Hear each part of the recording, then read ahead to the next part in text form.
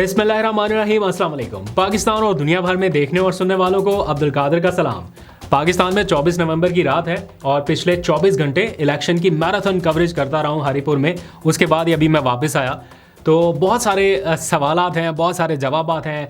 हर कोई जानना चाहता है कि एक्चुअली हुआ क्या, ये आखिरी टाइम पे जो इलेक्शन के नताइज इधर उधर हुए हैं, ये सारा माजरा क्या था। मैंने इस इलेक्शन को सुबह 7 बजे से लेके रात कोई 12-1-2 बजे तक कवर किया और सारे मनाजर अपनी आंखों से देखे।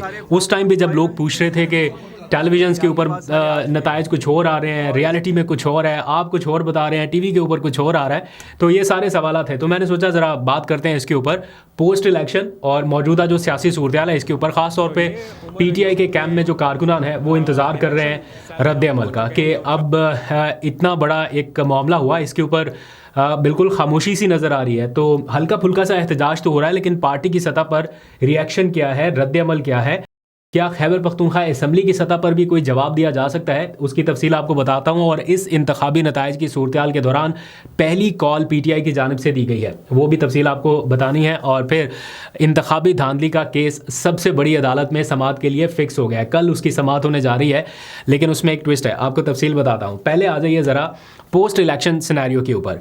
जब हम वहाँ पर मौजूद थे, इंतखाबी नताइज आ रहे थे, पीटीआई के कैंप में जो एक बड़ी स्क्रीन लगाई गई थी, उसमें इंतखाबी नताइज जो हैं वो फॉर्म 45 के अकॉर्डिंग, जैसे जैसे फॉर्म 45 उनके पास पहुंच रहे थे, फिजिकल फॉर्म 45 की बात कर रहा हूँ, कोई और नहीं, तो वो उसके नताइज कंपाइल करके एक बड़ी स्क्रीन के ऊपर दिखाई जा रहे थे और उसके अकॉर्डिंग पीटीआई की लीड जो है वो वाज़े नज़र आ रही थी कि जनाब ये लीड है। लेकिन बहरहाल सरकारी नताइज जो थे उसमें कुछ और कहानी नज़र आ रही थी। तो जब हम पीटीआई के कैंप से फॉर्म 45 के अकॉर्डिंग नताइज बता रहे थे वो कुछ और था, लेकिन जब सरकारी नताइज की जानिब वो जब टेलीविज़न पर चलते थे तो वो और था। तो बड़ी कन्फ्यूजन रही है थ्रू आउट इस हल्के में।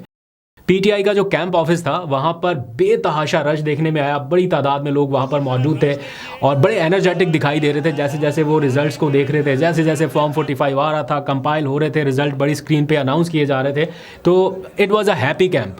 लेकिन आखिरी 1-2 घंटों में ऐसा लगा कि जो लीड है वो शिकस्त में बदलने लगी, तो पीटीआई का कैंप एकदम से वीरान होने लग गया, बिल्कुल खाली। और जब हम वहाँ पर पहुँचे तो मैंने उन चेहरों के ऊपर जो कुछ देर पहले बड़े खुश दिखाई दे रहे थे, एक अजीब सी बेबसी देखी। और फिर लोग आपस में बात कर रहे थे, जो एग्जैक्ट जो बात कर रहे थे कि यार क्या फ़ायदा इस इलेक्शन में पार्टिसिपेट करने का, क्या फ़ायदा इतनी दूर से आने का, वोट कास्ट करने का। वो इस तरह से कोई किसी का वोट होगा हल्के में, वो दूर दराज से भी आया, तो इस तरह से लोग डिप्रेस या मायूस दिखाई दिए और बिल्कुल बेबस दिखाई दिए। और मीनवाइल उनके सामने फॉर्म 45 रखे हुए थे और वो बता रहे थे कि जनाब ये हमारे पास सबूत हैं, ये हमारे पास एग्जैक्ट नंबर्स हैं, ये सारा कुछ है, रिकॉर्ड मौजूद है, लेकिन उससे उनका कुछ बन नहीं पा रहा था। एंड फिर एक रिएक्शन सामने आया कि इमरान खान ने जो फैसला किया था कि जनाब हमें नहीं जाना चाहिए ज़िमनी इंतखाबात में, वो दुरुस्त फैसला था। कुछ लोगों का ख्याल है कि अगर हम किसी भी इलेक्शन में पार्टिसिपेट ना करते तो ये जो नैरेटिव बनाया जा रहा है कि पीटीआई को शिकस्त दे दी गई है, कम से कम ये नैरेटिव नहीं बनता और ऐसा ही लगता कि कोई अकेला मैदान में दौड़ा और वो जीतने का दावा कर रहा है, कंपटीशन था ही नहीं, तो ऐसा होना चाहिए था। But on the other hand इस इलेक्शन में पीटीआई क्यों गई, ये डिबेट इस टाइम बहुत सारे लोग चूँकि सवाल कर रहे हैं, तो मैंने कुछ मालूमात हासिल करने की कोशिश की तो पता ये चला कि 2 तरह की राय पाई गई। जब इमरान खान की तरफ से ये मैसेज आ गया कि आपने पार्टिसिपेट नहीं करना किसी ज़िमनी इलेक्शन में, उन्होंने किसी रीज़न से कहा, उन्हें दिख रहा था कि ये हो रहा है और ये कंटिन्यूसली होता रहेगा, तो इलेक्शन को लेजिटिमेट करने की बजाय हम इससे बाइकआउट करते हैं, इससे बाहर रहते हैं।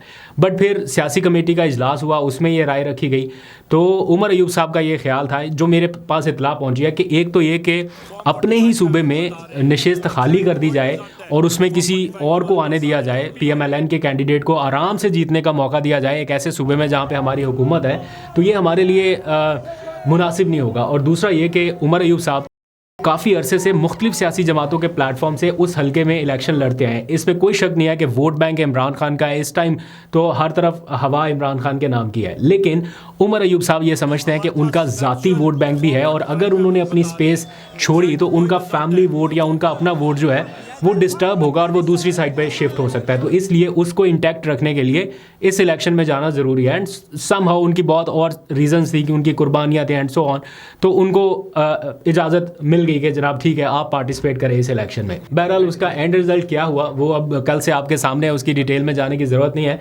लेकिन अब पीटीआई के लिए क्या ज़रूरी है कि वो क्या कर सकते हैं, और कारकुनान चूँकि इस टाइम देख रहे हैं खैबर पख्तूनख्वा हुकूमत की तरफ, उन्हें ये लगता है कि अगर हमारी हुकूमत होते हुए भी हमारे साथ ये हो गया, दैट मीन्स कि आगे तो फिर ये रिपीटेड होता रहेगा। और ये एक टेस्ट केस है पीटीआई के लिए कि वो इस सीट के ऊपर अगर तो वो इसको तस्लीम कर गए या आने वाले वक्त में ये मामला भी ठप हो गया बाकी हलकों की तरह, तो फिर पीटीआई का आने वाले वक्त में इक़्तिदार का बोरिया बिस्तर लपेटना कोई मुश्किल काम नहीं रहेगा। यानी फिर ये जो है ना कि 13 साल से एक पार्टी इक़्तिदार में है, तो उसको फिर ख़त्म करने के लिए बहुत आसान फार्मूला हो जाएगा।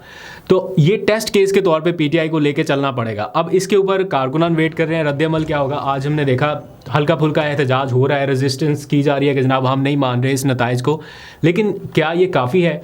अब on the other hand options क्या है? इलेक्शन अगर कोई हार जाता है और फॉर्म 47 जारी हो जाता है तो उसके बाद तो फिर वो इलेक्शन ट्रिब्यूनल हैं, अदालतें हैं एंड सो ऑन, और वहाँ पे क्या पोजीशन है, क्या सिचुएशन है। जो पहले 2024 के इलेक्शन हारे हुए कैंडिडेट हैं वो अपने फॉर्म 45 लेके फिर रहे हैं, उनकी सुनवाई नहीं हो रही। जो सुनने वाली अदालत थी उनके जज साहब तब्दील हो गए, वो फिर नए जजेस अपॉइंट कर दिए गए, उन्होंने अभी तक किसी केस का फैसला ही नहीं किया। हालांकि ट्रिब्यूनल्स ने मखसूस दिनों में डिसीजन करना होता है, लेकिन वो नहीं हो पाया। तो अगर पीटीआई को ये रेमेडीज़ अपनानी है तो फिर तो उनको मुझे नहीं लगता कि कोई खातिर खा फ़ायदा हो सकेगा, क्योंकि PTI is the only party जो अपने फॉर्म 45 लेके फिर रही है कि जनाब ये है हमारे पास, ये नताइज हैं, इसको टैली कर लें और फैसला कर लें। ऑन द अदर हैंड जो पीएमएलएन के कैंडिडेट जीते थे उन्होंने अभी तक कहीं पे भी पब्लिकली वो फॉर्म 45 नहीं डिस्प्ले किया कि ये हमारे पास देखें इतने कॉन्फिडेंस के साथ कि जनाब इसके ऊपर अगर आपने रिज़ल्ट मैच करना है तो कर लें। तो ये एक सिचुएशन है। बहरहाल अब क्या खैबर पख्तूनख्वा असम्बली की सतह पर कुछ किया जा सकता है? लोग उसकी तरफ भी देख रहे हैं कि शायद कोई इजलास बुलाया जाए खैबर पख्तूनख्वा असम्बली का, और वहाँ से एक करारदाद की सूरत में होना उससे भी कुछ नहीं है, लेकिन एक रेजिस्टेंस एक सूबाई सतह के ऊपर सारे मिल के अगर शो करें तो शायद ये एक ऐसी चीज़ नज़र आए जिससे ये तासुर जाए कि हम इसको एक्सेप्ट करने के लिए तैयार नहीं है। तो ये टग ऑफ वॉर चलती रहेगी तो शायद पीटीआई आगे भी रेजिस्ट कर सके, लेकिन अगर इस सीट के ऊपर छोड़ दिया मामला तो फिर सिचुएशन वर्स्ट हो सकती है। इसलिए असेंबली के फ्लोर से कोई करारदाद प्लस कोई तहकीकात या ऑडिट या इस तरह का कोई ऑप्शन शायद अडॉप्ट करना पड़ेगा। अदरवाइज़ ये मामला इलेक्शन ट्रिब्यूनल्स और फिर वहाँ से आइनी अदालत, और ये सारा बहुत लंबा केस चलेगा। आइनी अदालत ने बहरहाल आज एक मैं देख रहा था हसनात मलिक साहब ने एक पोस्ट लगाई है, उसमें उन्होंने बताया कि आइनी अदालत इस टाइम क्या कर रही है, उन्होंने कुछ पोस्ट्स क्रिएट की हैं ताकि अदालती मामला जो हैं वो जल्द अज जल्द चल सकें। तो उसमें काफ़ी सारी पोस्ट हैं, देखने में आ रहा है कि अच्छी खासे लोग जो हैं वो भर्ती किए जाएंगे, जिनमें रिसर्चर्स भी हैं, जिनमें रजिस्ट्रार और पता नहीं क्या क्या कुछ। और उसमें दिलचस्प तफसीलात शामिल की गई थी कि जनाब कोई 10 बावर्ची हैं, 15 ड्राइवर हैं, 20 नायब कासद हैं, 10 माली हैं, 20 स्वीपर हैं, इस तरह की तफसीलात भी हैं। तो काफ़ी हायरिंग होने लगी है। आई होप कि जल्द तेज़ तरीन इंसाफ की फराहमी जो है वो मुमकिन हो सके। अच्छा, अब इस सारे मामले में पाकिस्तान तहरीक इंसाफ ने एक पहली कॉल दी है इस इंतखाबी नताइज के बाद, और वो है अडयाला जेल जाने की। यानी कल मंगल का दिन है, मुलाकातों का दिन, और आपको पता है कि मुलाकातें नहीं हो पा रही। उनकी बहनों के साथ गुज़िश्ता मंगल क्या हुआ वो एक नेशनल डिबेट बन गया था। अब कल फिर मुलाकातों का दिन है और कल के लिए तो बाज़ाब्ता कॉल दे दी गई है। मेरा ख्याल है जो पीटीआई पंजाब की चीफ़ ऑर्गेनाइज़र हैं आलिया हमज़ा, उनकी जानिब से ये कॉल दी गई है कि सारे अरकान असम्बली जो हैं वो वहाँ पर पहुँचे, कोई टिकट होल्डर है या मुंतखब अरकान है या जो भी है। तो अब देखते हैं कि कल अडयाला में क्या होता है। इस पूरे इंतखाबी अमल में जहाँ पाकिस्तान तहरीक इंसाफ इस टाइम रिसीविंग एंड पे खड़ी है कि जनाब उनके साथ ज़्यादती हो रही है या जो भी वो अपना दावा कर रहे हैं, मीनवाइल पाकिस्तान पीपल्स पार्टी के साथ भी कुछ बहुत ज़्यादा अच्छा नहीं हुआ। उन्होंने भी कोई नशिस्त नहीं जीती, और मीनवाइल जो एक वो था ना कि वफाकी हुकूमत उन पर डिपेंडेंट है, अब वो भी काम ख़त्म हो गया, क्योंकि PMLN और उनकी इत्तेहादी जमातें पीपल्स पार्टी को निकाल के अब सादा अक्सरियत बना सकती है। यानी पीपल्स पार्टी अगर ये किसी स्टेज पे कहे कि हम मुस्लिम लीग नून के साथ नहीं चल सकते तो वो हुकूमत नहीं गिरा सकेंगे। तो पीपल्स पार्टी जो है उसकी बारगेनिंग पोजीशन वो बहुत कमज़ोर हो गया। वो बात बात पे जो धमकी आती थी ना कि जनाब हमारे बगैर हुकूमत नहीं चल सकती, वो आहिस्ता आहिस्ता उन्होंने PMLN को इतना मजबूत कर दिया पीपल्स पार्टी ने कि अब खुद ही कमज़ोर हो गए, यानी अपनी बारगेनिंग पोजीशन से ही गए। तो अब देखते हैं कि आने वाले वक्त में ये जो इनका इत्तेहाद है या जो एक रोमांस चल रहा है, पॉलिटिकल रोमांस दो जमातों का, ये कहाँ तक जाता है। एनी हाउ, अब आगे आ जाइए ज़रा। मैंने आपको बताया कि ये जो धांधली का केस है PTI का, ये कल बड़ी अदालत में सुना जाने वाला है। तो ये कल जो धांधली हुई है वो नहीं, इसकी बारी पता नहीं कब आएगी, लेकिन जो 2024 में 8 फरवरी 2024 का इंतखाबी धांधली का केस है उसकी समाअत होने जा रही है आईनी अदालत में। और साबिक chief justice Islamabad high court के जो थे जस्टिस आमिर फ़ारूक, जो अभी आईनी अदालत में है, वो इसकी समाअत करने जा रहे हैं। वो उस बेंच के सरबरा बनाए गए हैं जो इस इंतखाबी धांधली केस की समाअत करेगी। तो कल इसकी समाअत होने जा रही है। देखते हैं कि PTI के वकला इसमें शामिल होते हैं या नहीं होते, वो जाके केस लड़ते हैं या नहीं लड़ते, क्योंकि आईनी अदालत के हवाले से ये काफ़ी सारी चीज़ें चल रही हैं। आज भी जजेस का जो केस था, वो 5 जजेस जिन्होंने जजेस के ट्रांसफ़र केस में वो फरीक बने थे, उनका केस जब आज आईनी अदालत में लगा तो ना वो खुद पेश हुए ना उनके वकला पेश हुए। एज अ प्रोटेस्ट ही ऑब्वियसली नहीं पेश हुए। तो ये जो चीज़ है ये भी देखनी पड़ेगी, क्योंकि आज एक और केस भी था, कोई पहाड़ की कटाई का केस है, वो भी आईनी अदालत में गया हुआ है। और उसमें जो सिंध हुकूमत के वकील थे उनका नाम है बैरिस्टर सलाहुद्दीन, जिन्होंने अभी 27वीं तरमीम के हवाले से सिंध हाई कोर्ट बार का बड़ा प्रोटेस्ट जो है वो भी लीड किया था। उन्होंने भी इनकार कर दिया आईनी अदालत में पेश होने से, और उन्होंने एक ख़त लिखा है और माजरत कर लिया कि उनके तहफ़्फ़ुज़ात हैं आईनी अदालत के हवाले से मुख्तलिफ बार्स के, तो इसलिए वो इस अदालत के सामने पेश नहीं हो सकते। तो ना जजेस पेश हुए, ना जजेस का वकील पेश हुआ, ना एक और दूसरे केस में पेश हुए। तो ये जो है एक आने वाले दिनों में देखने कि ये किस साइड पे जाता है। और अगर PTI भी बाइकआउट कर देती है या वो भी इन अदालतों के सामने पेश नहीं होती तो फिर ये मामला एक नए रुख की तरफ चला जाएगा।